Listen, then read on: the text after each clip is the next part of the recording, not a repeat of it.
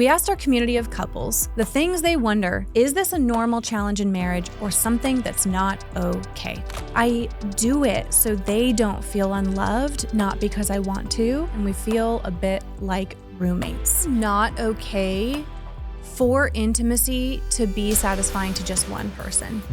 We fight daily about parenting choices. We don't agree on how to talk about or model faith and values. It's really not about consistency, it's about adaptability. If you two are not operating from the same boundaries, you're playing a different game than each other. No wonder you are losing.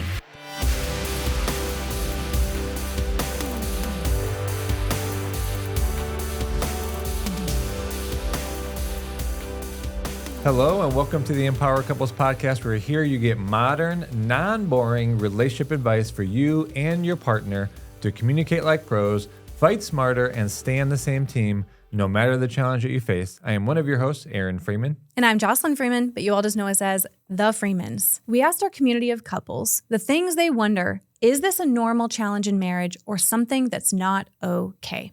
Some of the submissions are going to surprise you. Others will feel as though we're reading from your very own journal. Now, there's something that we must distinguish. There's a difference between what is common and that many couples might deal with and what is healthy versus unhealthy. And we're really going to break that down in these different categories of conflict, of parenting issues, personal matters, finance matters. But also, many challenges are a normal and natural part of what marriage takes, and to live a long life together and to navigate the hardships and the different seasons that you will be facing. And we're going to break that down as well in this episode. And here's one principle to guide all the listeners today. If your spouse is asking for you to make a change, or if there's something that's hurting them, and you refuse to make the change or even get support to make that change, that is an issue. So even if there's something that I disagree with that you're bringing up to me, I honestly would never say, well, that's who I am, you need to accept me. Marriage is a team game. And there may be things that you are now realizing that are affecting your partner negatively. But this isn't a hill to stand and die on. I am not fixed. I can decide to make the changes within myself so that it stops hurting you and it's not impacting you. To keep with the sports analogy, two teams set out to play a game, and that game has rules. Now, because of that, then those teams can come to the field and give their full effort. But if one of the team stops abiding by the guidelines and the rules, it's going to be chaotic, disastrous, people can get injured, and at the end of the day, no one wants to play in that game. True. Like if you're playing basketball and you bring a baseball bat, that doesn't make sense. That's not a part of this game. And so similarly with marriage, you need a set rule book. You need some guidelines to operate inside of so that you're not doing damage, for one. But then number two, marriage can be this playful thing like a sport that you want to participate in. If not, why would I want to participate in someone that's not going to play by the rules? And that's a big theme that we noticed in these submissions, is that it's very likely the partners are playing by different rule books, maybe even playing different games altogether. So let's dive into the real, raw, and incredibly insightful submissions that we received. We had to be selective because there were hundreds of submissions. We're not going to read every single one, but some of the standout ones, and we put them into different categories. And I acknowledge you. This was your idea, and I haven't even read them myself, so I'm preparing myself to hear them for the first time. Okay. The first category that we're going to be diving into is conflict and matters around emotional safety or navigating emotions. Now, it's important to note before we read these that we intentionally changed the pronouns to disguise whether they said my husband, my wife, because we didn't want you or anyone listening to blame one person. Because frankly, we received submissions where both people were making mistakes. And these are matters that both a male could make this mistake and so could a female. And so again, we just didn't want people to get hooked on that and be like, see, men are the problem, or see, women are the problem. So let's go into some of the submissions regarding conflict. We fight, repair, and then do it again a few days later. Is it normal to argue every few days? My partner gets defensive every time I bring something up. I feel like I'm walking on eggshells. The frequency and intensity of our arguments. They get angry when I question their opinion or judgment. Now, off the bat, we want to talk about what's normal here. And even as you read those, it is normal to have conflicts. It's normal to need repair. And I was really thinking about the first one you said, that it repeats. It's not really okay that you have a conflict, that it really escalates and you do damage, and then that keeps on happening. Mm-hmm.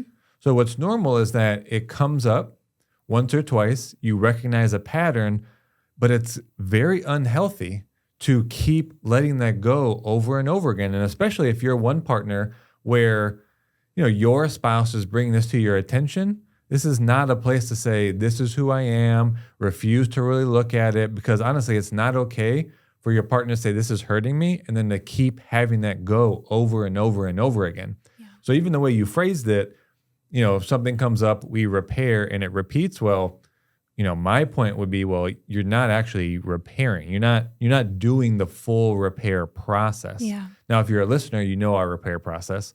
So there would be some work for whoever submitted that to really look at, you need a better repair process, because then that will keep it from happening again in the future. And to your point earlier about the rules, the agreements, that's why one of the things we suggest all couples have is your agreements for times of conflict.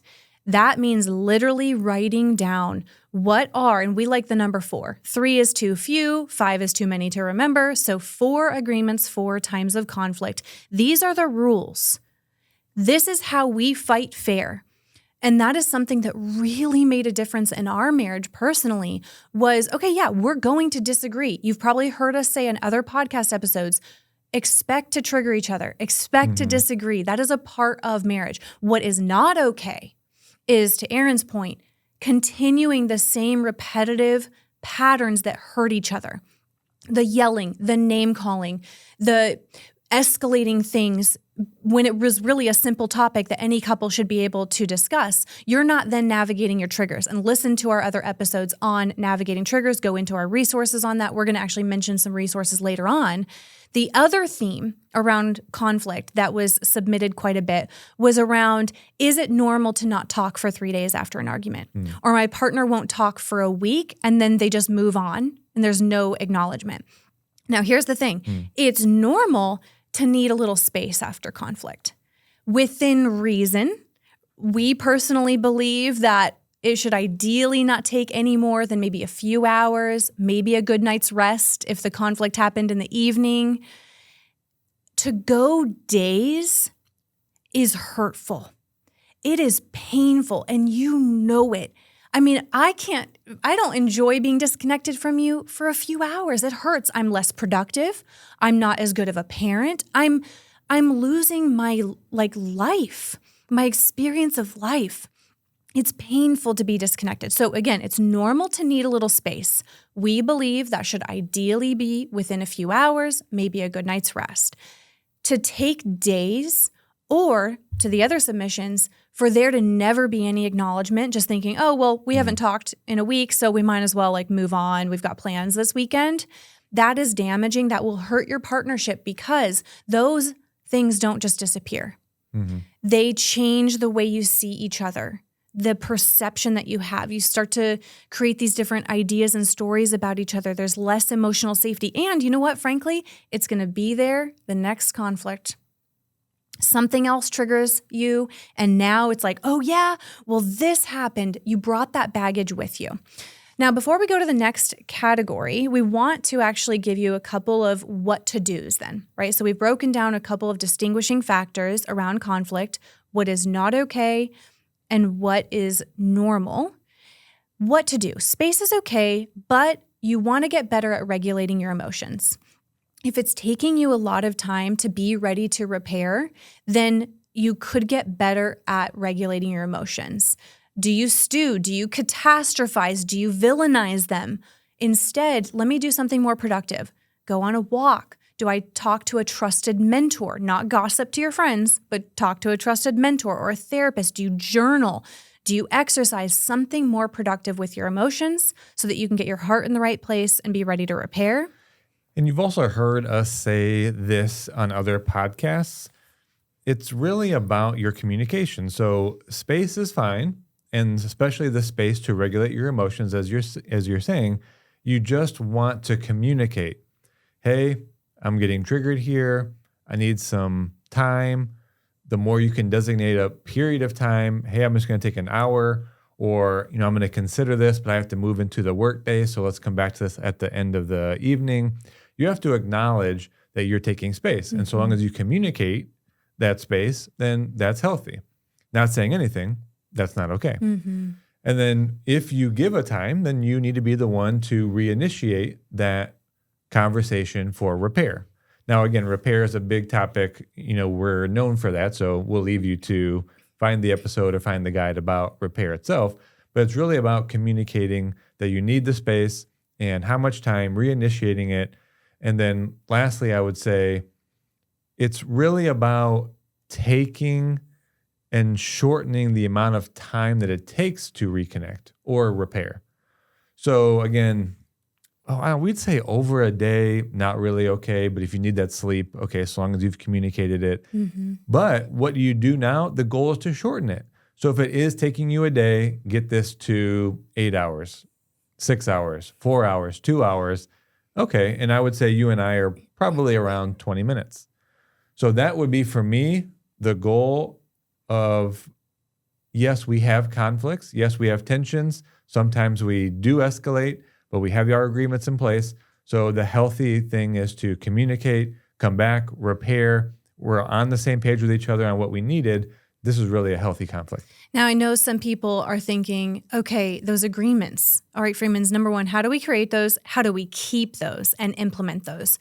That's exactly why we created the de-escalating conflicts guide. So before we go to the next category around intimacy, which I know everyone's very excited, there are so many tools and resources that we just don't have time to go into on the podcast. So if hearing those submissions and the what's not okay is making you realize we need to change some patterns in the way we handle conflict, get our de-escalating conflicts guide. We're going to link all of these in the show notes, but you can also type into your browser, meetthefreemans.com/links, and you're going to see all of our resources there. The de-escalating conflicts guide is incredibly important for every couple to have. And we want to make sure that as we're going into these different categories, we're not just leaving you hanging like, hey, okay, this is not okay and this is normal.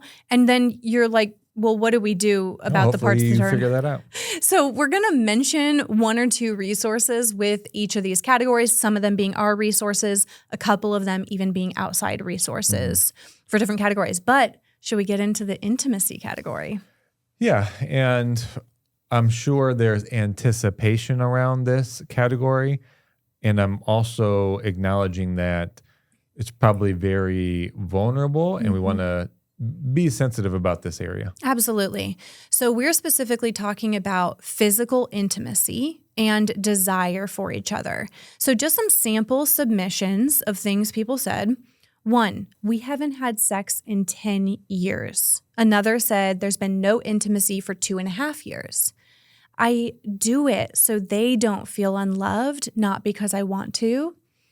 It's rationed out and I feel alone. Another said, I've never orgasmed in our marriage and sex feels like a chore. We're in duty sex mode once a week, but it's disconnected. Another said there's a lack of sexual intimacy and we feel a bit like roommates. There was one other I want to just add to of, because quite a few people said this, was, is it normal to feel less desire as parents? And so there's a big range there. Which, when you put it that way, right, that's normal. And we know that from a lot of the other experts that we know. that your desire can fluctuate and change. And that's a function of a long-term marriage.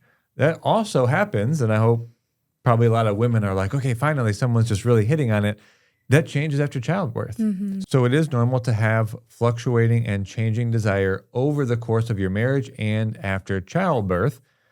And another part of that is the brain and the body chemistry does change even with our age. So those are definitely things to consider and to know are normal. Yeah, I mean, intimacy is, there's a biological factor. There's your biochemistry. There's emotional factors of how connected you are. Like, intimacy is not just this individual subject that it's either great or not great. It is so interconnected to other areas of your individual experience, your health, as well as the health within your relationship. So what I would also say, in addition to what's normal, is definitely different seasons where it feels like you are fully satisfied, intimacy is on point, and then the seasons where it's deprioritized. I mean, the reality is there are going to be seasons, for example, the newborn stage. I'm sorry to say it, maybe I'm not even sorry actually, it's not the top priority in the first few months of having a baby. It is adjusting. It is survival. It is taking care of my body. It is us getting sleep.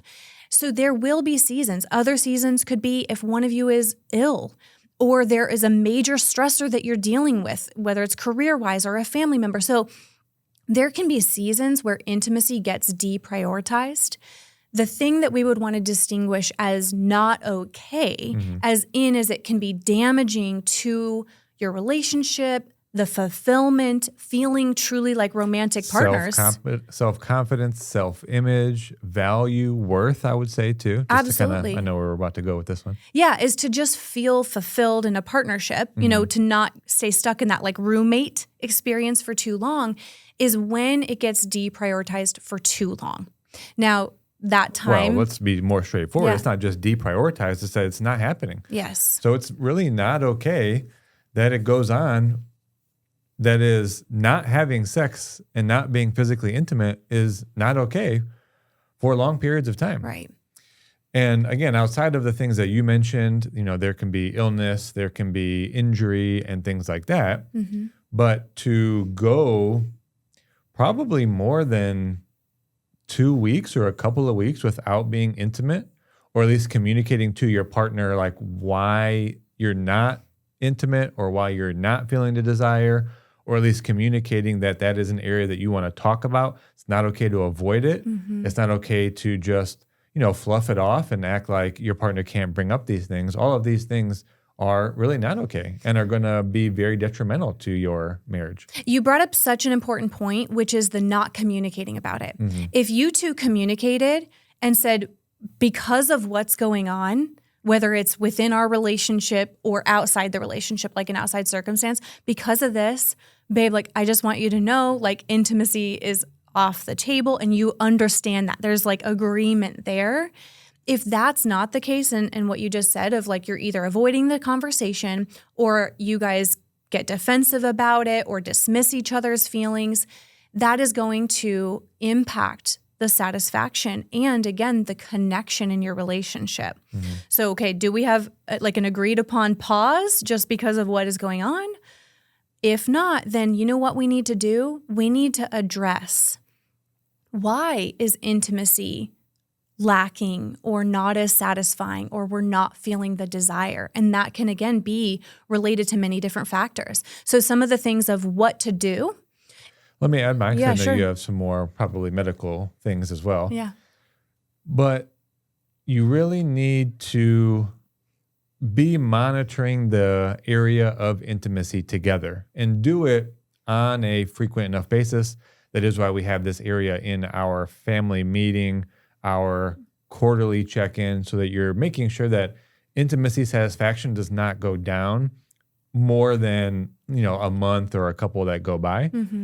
And so primarily and I'll maybe say this for the men, you want to be open to that your partner can bring up this conversation, and that that intimacy is something that has to evolve over your marriage.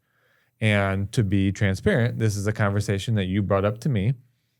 And if I take it as a hit to my own, call it personal male ego, that, my pride, that I see it as I'm not meeting this some standard for you, and then I shut it down, like that's not okay. I need to be open to, okay, maybe I didn't put enough effort into it myself. Maybe I kept it too consistent. Intimacy is something that needs to be in the realm of new and adventurous variety, and the unknown and the spontaneous. Intimacy is not something that really thrives in consistency and routine. So I need to be open to your bringing that to me and me being open to finding new ways, learning ways to bring more spontaneity, more excitement, more enthusiasm, maybe creating a different space for it. So that's just my invitation for men. It's also not okay for intimacy to be satisfying to just one person.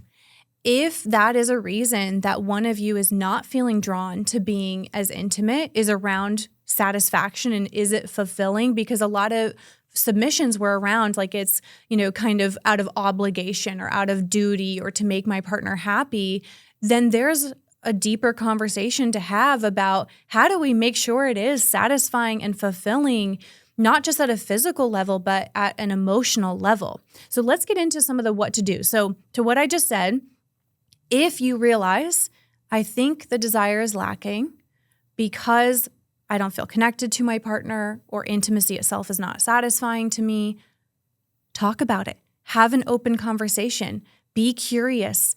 This is something that needs to be discussed and not something that is dismissed. So that's one thing. Are we talking about it? Are we hearing each other out? You and I would do that for each other. If one of us is and we've said similar things of, hey, I just feel like it's been a little routine, or I'm desiring new experiences in that. We are so open to hearing each other. It's not a threat, as you said. Now, if you feel that it could be health related or even hormone related, which can be for both men and women, there are many different reasons hormonally as well as health, then see a functional medicine doctor. Don't just let this drag on. Don't just continue to be like, well, it's because I dealt with postpartum, hormonal issues, or I am in perimenopause or menopause, or for men, right? Oh, it's just my aging. No, talk to a functional medicine doctor. There are things that you can do to make sure that your body is whole and that you are healthy hormonally. If you feel that maybe it's related to mental or emotional health, which, let's be real, people can encounter seasons where their mental health is, suffering for whatever reason, then address that. Talk to a therapist, talk to a psychologist. Make sure you're taking care of yourselves because, again, it's not about just being intimate to check something off the list or because you have to satisfy your partner. This is something that should be fulfilling to both of you and that you want to make sure you're in a good place to be able to fulfill on that together. So address the root cause. And if you aren't sure, talk to an expert and say, I'm not sure. What could it be? Now, there's one other factor. Could we be in a roommate rut? Is the spark missing? Are we just too routine? That's where our 30-day, either prioritizing us or the best of us, if it's open, you got to go check to see if it is open and available because we only open that one a few times a year. That's all about reigniting the spark in your marriage, getting out of the routine, sparking emotional and physical intimacy. You want to go see which challenge you can sign up for. So go to meetthefreemans.com/links. And if the Best of Us Couples Challenge is open at the time of listening to this, it's an absolute must. The prompts are incredible for both emotional and physical intimacy. So let's move into the next topic. I know that we took some time going through that one, which I think was needed. Mm-hmm. But let's talk about the category of emotional load and just an imbalance of responsibilities. Yes. Okay. An emotional load, it could also be called the mental load, right? Mm-hmm. But what you just said, it's responsibilities. And in a marriage, there are roles and responsibilities that you might start with, but they often need to adjust. And we're going to get into that. But let's read some of the submissions. One person said, they throw their socks on the floor while I'm juggling a baby and dishes. if I don't plan holidays, nothing happens. Another said, I don't know anything about our finances. What happens if they pass on? Another said, they won't let me have a say in financial decisions, even though I manage the money. And then there were many other submissions just around feeling as though roles are imbalanced or someone is rigid. So let's get into then what is normal. Yeah, what's normal is to typically have defined roles and responsibilities. So for example, with us, and I resonate with, I think it was 2 of the submissions, but I do handle our finances. And so this is something I've considered as well. I have made a document. This is getting very specific. I have made a document. I don't even want to say what it's titled on my computer, but it's very clear that if I was to die, that you would go to this document and it would outline where all of our accounts are, passwords, different assets. I've even, put trusts together. So yeah, it would be sad.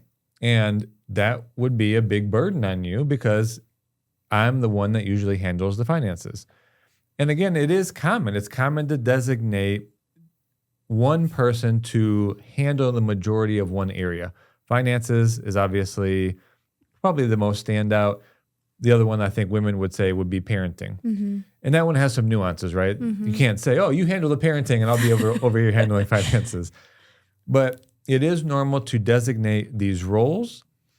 And at times, depending on the area, it is normal to say, hey, I really need help in this particular area to pick up some of this slack. And we can go into some situations that bring that up, but hey, I'm really overwhelmed with one particular area, like work, like trying to see this project through, or like getting our daughter through this one particular developmental phase.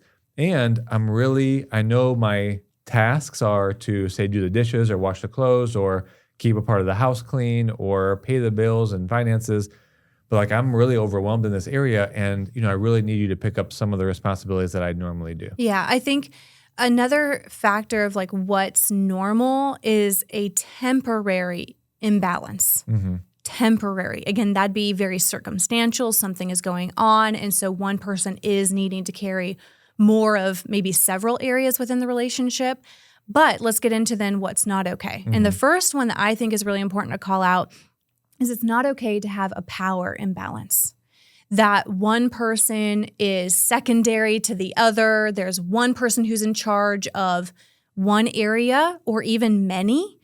This is a partnership. And yes, you may have designated that one person leads a certain area. You mentioned finances, but you don't see me as a voiceless person in the area of finances. We make decisions together. We talk about them. We have agreements. We have meetings. So yes, you lead and you guide in that area, but you see me as a partner. Same with other areas in our relationship. Just made me think of something. What's not okay then is to have full control over an area and a rigidity and a resistance to any transparency about that or any questions that another might have about that. Like, hey, I'm just wondering where we're at with finances. I don't want to hear it. Don't ask me about it. I'm not going to show you. The fact that we have to say that might be obvious, but in maybe a less aggressive manner, it's not okay to not have transparency. Yeah, not have an open discussion. Well, I want to really highlight, even though I just said it, your partner can ask questions about that area. Yes. It's not okay if you can't even take questions. And that it's a discussion, that you are partners. Another thing that's not okay is when roles are by default rather than things that are intentionally discussed. So what that means is, an easy one is to think about finances. If you grew up a certain way and you saw your parents operate, so now you show up in your marriage and you're like, this is the way it's going to be, then that is not a discussion. That's not something you're establishing together as a team. Same thing with parenting. You don't want to just assume, well, because this is what I witnessed growing up, this is how I'm going to operate, and this is how you're going to operate, and this is the role, and you should be in this, or this is how my culture handles things, this is how my community handled them. That is operating by default rather than having intentional discussions. on that note, because it's similar, I would also say it's not okay to see that your partner is burnout or struggling and then not offer any support or force them to continue to manage all these things and not let up and you're just relentless. Think about house cleaning, for example, or house responsibilities, because it's a lot of time. There's always a dish. Why is there always a dish that needs to be done, right? And so to your point, it's not fair to whatever roles you designate around cleaning, house responsibilities, to just say, well, you're the one that's in charge of cleaning the kitchen, so I'm not going to do any. And then your partner's like, well, I am so burnt out. I have more on my plate. I'm struggling career, kids, all the things. I need your help. If you said, no, that's your role, you're being rigid and you're not being a flexible partner. Mm-hmm. One other one I want to add then is it shouldn't rest solely on one partner to anticipate new expectations or emotional needs or logistics or planning. That should fall on both of you. Mm-hmm. And it's going to be hard to designate that certain things as that's your role. You should both be trying to anticipate what's going to be needed from both of us to fulfill on whatever it is. We want to buy a house. We want to go on a trip. Well, you should both be coming together and say, we've never gone down this path before. What types of things can we see are going to come up? And then kind of designating roles from there. Yeah. I also really do like fair play in this regard, and it's to just note that just because you have responsibility of one aspect, like let's say planning a kid's birthday party, mm-hmm. you also have to realize that there are subcategories to that, right? There's the planning, and there's also executing, mm-hmm. and there's also conceptualizing. Mm-hmm. I think I did it out of order. Mm-hmm. But you need to realize that I can't just designate a task to my partner without considering that there were many different phases or aspects to it that they're going to need to be in the know about if they're going to complete that task. And that from that book, the one is simple. If, let's say, the mother is usually responsible for getting kids to a birthday party. Maybe by default. Maybe by communication. You can't just say, oh, hey, can you take over that responsibility and get our daughter to this birthday party? If I say yes, well, do I know whose birthday party? When is it? How long is it? Did we buy a gift? Mm-hmm. Am I bringing food? When does it end? Is there swimming involved? Because then I will just start driving mm-hmm. and then not get to the birthday party or be unprepared when I get there. And that mental load can't be all on one person. Mm-hmm. Like both of you, again, it's about communication. And that's what we do often. We don't assume, oh, you got this handled. This is in your role bucket. No, we talk about it and make sure we're on board and making sure that it feels harmonious. Now, before we move to the next category around challenges, which is parenting, I know some of you are wondering, okay, what do we do if we feel we have been operating by default, making assumptions about roles, or we aren't in this harmonious state? Then a great resource of ours is the Family Meeting Guide, which has weekly, quarterly, and yearly check-ins on different factors. But that's an incredible way to, again, communicate proactively, be operating as partners and teammates, not by assumption. So we will also link that. That's all at meetthefreemans.com/links. You can see the Family Meeting Guide. That's just a must-have resource.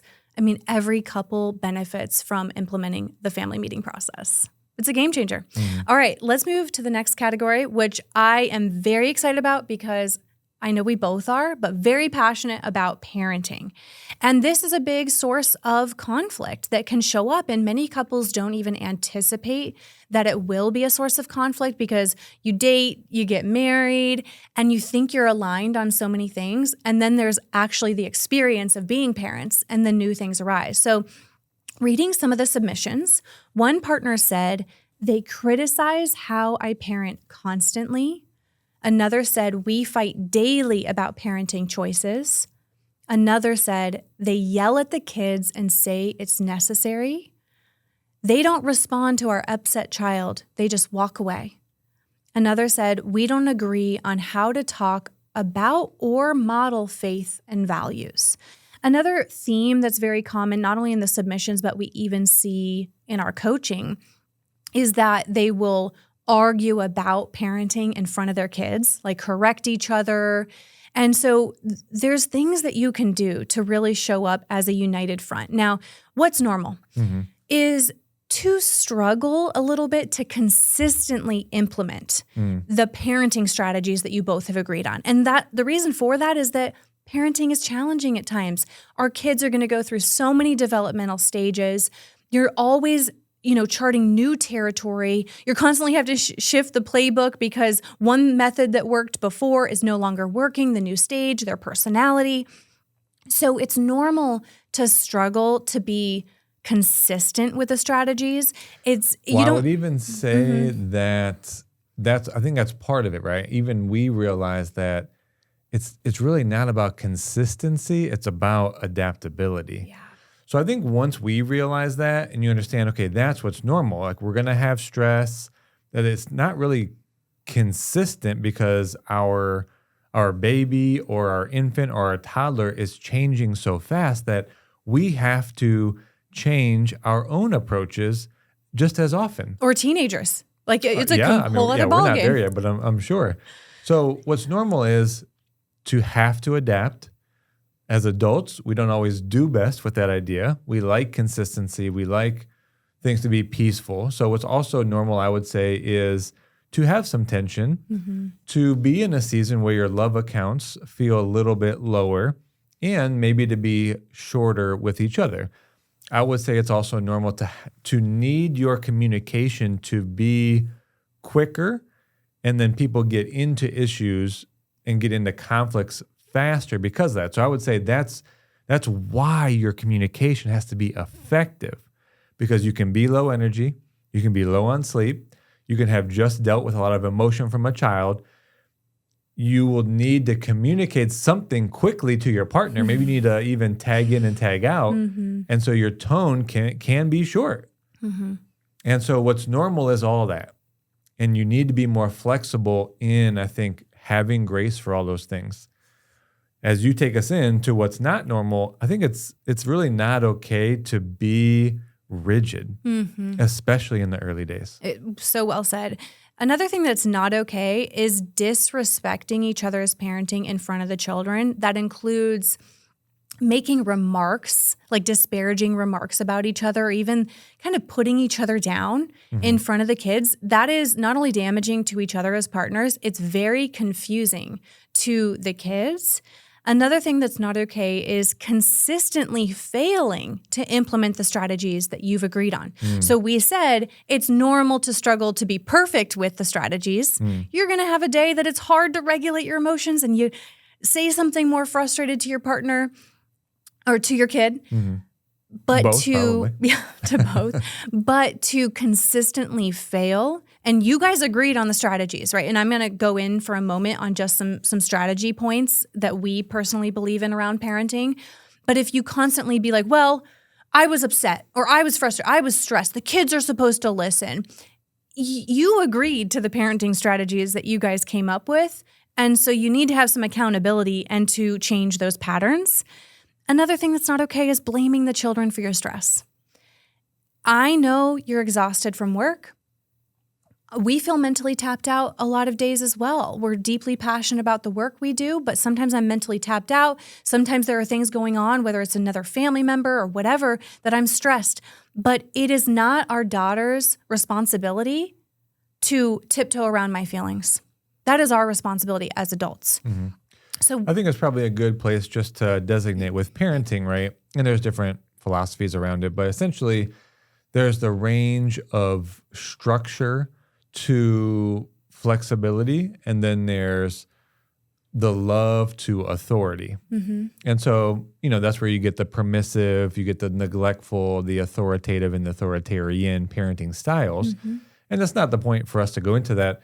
But it should seem obvious that you want a balance of love for your kids with having structure and then enough flexibility to allow for changes in your styles, allow for changes in your kids' development that still have the structure while being loving and allowing for natural interests and free-flowing. Since you brought up the different parenting strategies, I think that's another link to what's not okay to what what to do is it's not okay to just default to what you experienced growing up, because honestly, what you experienced growing up may not actually be healthy.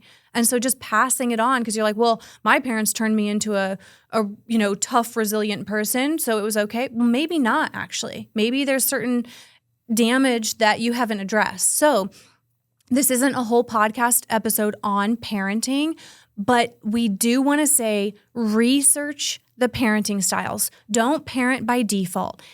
You are raising a human being, and you can't just bank on your authority. You want to make sure that you're raising an emotionally intelligent, socially relatable person that can navigate relationships. Respectful, responsible. Right. And so research the different parenting styles. We personally subscribe to authoritative, which is different than authoritarian. They should be rebranded. I really should have done that better. So read up on authoritative parenting. Authoritarian, honestly, go read the research. It's like dictatorship. It's not effective. You can read all about why. Some different parenting resources. We love Dr. Becky and also Amy McCready's Positive Parenting Solutions. Both of those are very balanced and very practical. So discuss parenting, agree on it, implement it. Be intentional as parents. All right, the last category is around... This has been really good, by the way. I'm glad you like it. Yeah, I appreciate being able to really take questions, and I know it's important for people to understand what is common. And I think when you understand what's common and what's normal to go through, it gives you a sense of relief. And so long as you're then able to come together as a team, you're able to, remake the structure as if you were playing a sport. You come together and understand what are the needs for each of you, and you're willing to make the behavioral and emotional and, perception changes that you move forward to match what's required in the next season. That's obviously the best overall way for us to conceptualize these ideas. Yeah. So I'm excited for you to lead us into this last section about your personal struggles and when boundaries get crossed. Yeah. Okay. So some hot stuff in here. Okay. Some hot stuff. Not in a good way. Okay. A couple things here are just not kosher. All right. First one is they put me down while I'm on medication for depression. Another, they go out drinking and don't come home until hours after the bars close.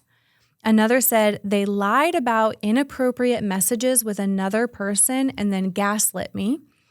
Another, they changed their mind on how to raise our child religiously and won't compromise. There were many others, but the overall theme is that there's a very big difference between the normal personal struggles that everyone is going to have. We all are imperfect human beings. We come into a marriage with past experiences. Some of us have wounds, and there are things we all need to work on.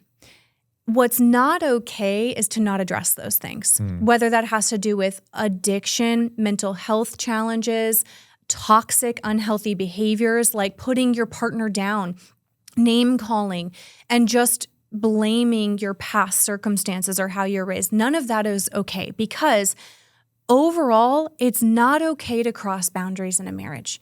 And there are boundaries between the two of you and around your partnership. What do I mean by that? Between us are boundaries for how we can honor and respect each other.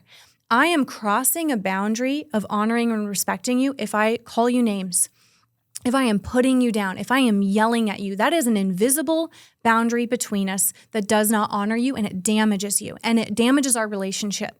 Then there are boundaries around your relationship. How do we protect our relationship from outside influences and forces that could erode our foundation? Isn't it? It should be obvious that a boundary around your relationship is any form of communication with an outside party that is not trusted within your relationship. I mean, do I need to be more explicit than that? I'm talking about messaging. I'm talking about scrolling. I'm talking about overt relationships with other people. Because here's the thing. If you two are not operating from the same boundaries, you're playing a different game than each other. No wonder you are losing. Oh, man. You are playing by a different rule book if you are not honoring the boundaries between you and around you. I don't know if there's more to say because you can apply that to so many things. So if there are unresolved personal issues, addiction, trauma, mental health issues, boundaries that need to be reestablished, get in action around that. Do not leave that unaddressed. So we can just wrap this up. I know boundaries are a hot topic. And to your point, there are more explicit agreements that need to be made, both between you and around you. And sometimes, more so in the beginning of a marriage, I would say the around you is more implicit. It's from your commitment. And as you navigate your marriage, I mean, if you really ask yourself the question, like, what was my point of doing that? And I'm just kind of referring to sending messages, for me to other females that I know and deleting messages and hiding them. I mean, that's clear that you've lost a commitment to the marriage and you're not respecting your partner. Now, there are some that, again, as you navigate the marriage, that you'll come across situations where you wouldn't have explicitly made an agreement. And you might both see some situations with interactions, whether it's going to a bar or hanging out with friends or in-laws, timing or in-laws or just other friendships that you have where it turns out that though your commitment was still on point to honor your partner in the marriage, that the action you took turned out to dishonor or create a lack of trust. Okay, so we need to address that. And maybe that's where we need a more explicit agreement. So sometimes you operate on implicit commitment and you come across times where, hey, I didn't realize that it affected you that much. Okay, now we need an explicit agreement. And boundaries really are about, number one, keeping to the agreements that you made. That's just a part of your word and having an integrity as an individual partner. And then the other one is just being honest with yourself.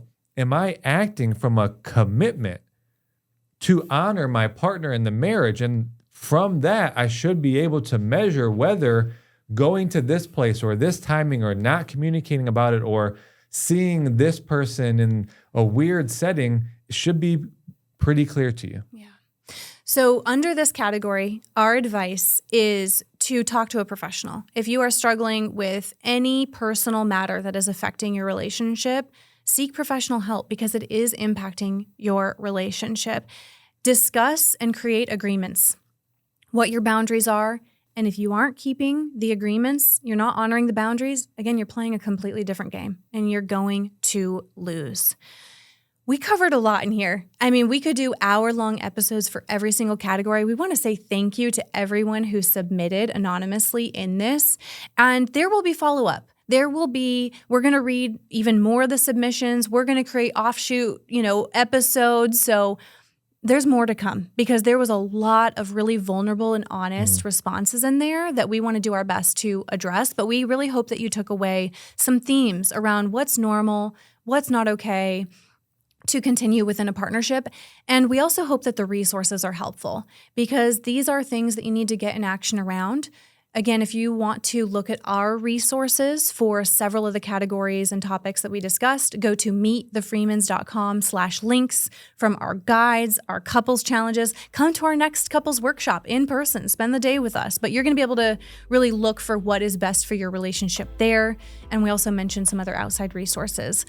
If you're new here, make sure you hit the subscribe button so that you can hear past and future episodes. And if you enjoy this, write a comment, give us a rating, give us a review. It helps us reach even more couples.